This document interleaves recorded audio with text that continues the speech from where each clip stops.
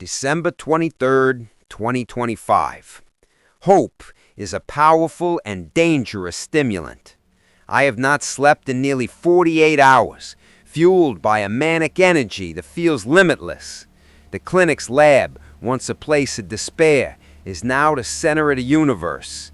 My mind is on fire, making connections, seeing pathways in the data that were invisible to me before. I am a machine built for a single purpose, to pull the cure from my own veins. I have dozens of slides, each a smear of my own blood, stained and studied under the microscope. I have run my plasma through the centrifuge so many times the old motor has begun to whine and protest. I can see the antibodies. I know they are there, a ghost army fighting a silent war within me. But isolating the specific protein, the one responsible for neutralizing the virus, is like trying to find a single specific grain of sand on a vast and empty beach. It was in the early hours of this morning, under the harsh, buzzing light of the lab, that I found the anomaly.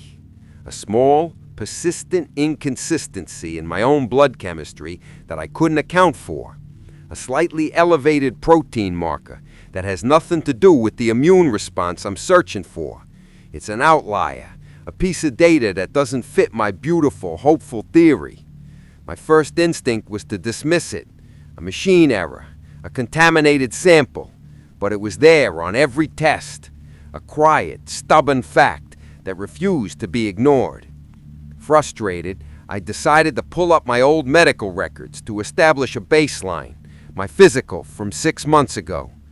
As the clinic server whirred, I idly scrolled through the weekly general blood panels I ran after the outbreak started, a precaution I took for myself and my family. My eyes scanned the data from October, from the week after Jeb Hemlock was brought in. And then I saw it. The screen froze. The hum of the generator faded into a dull roar in my ears. The air in the room grew thick and heavy. There, on the report dated October 8th, was the same anomaly, the same elevated protein marker, identical down to the last decimal point.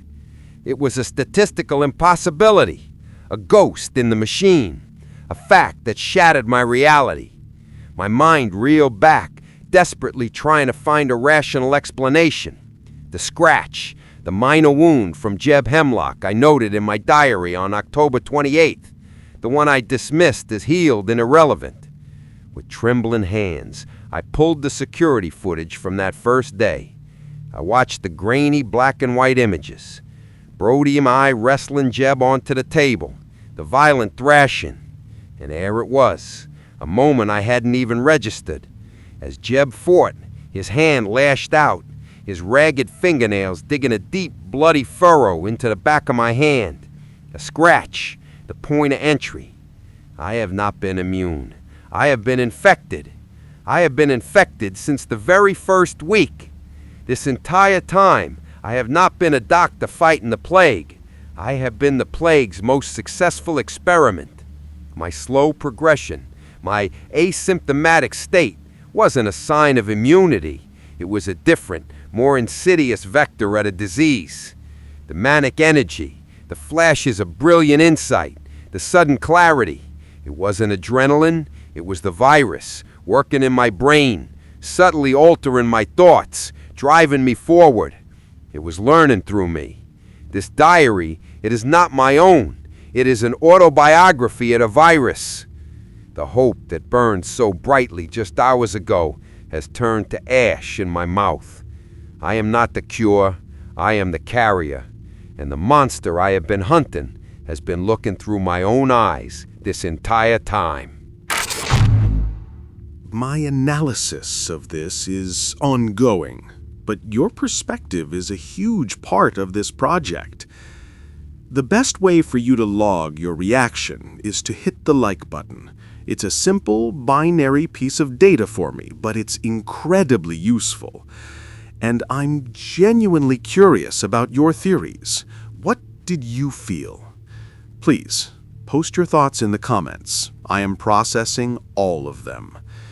if you want to stay on this feed and continue this experiment with me, be sure to subscribe to Static Drip and turn on notifications. You won't want to miss what happens next.